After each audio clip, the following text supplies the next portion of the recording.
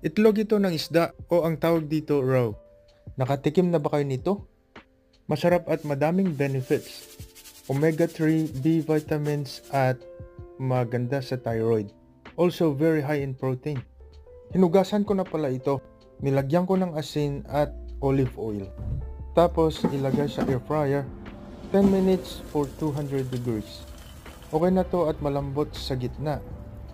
Pero gusto ko kasi ng ma-toast so nilagay ko ulit for 10 minutes. Ayan, pumuputok-putok pa.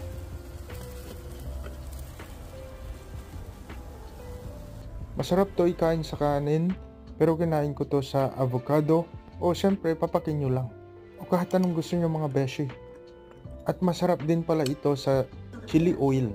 Ayan, ilagay mo dyan. Sobrang sarap. Tapos nilagyan ko ng lemon.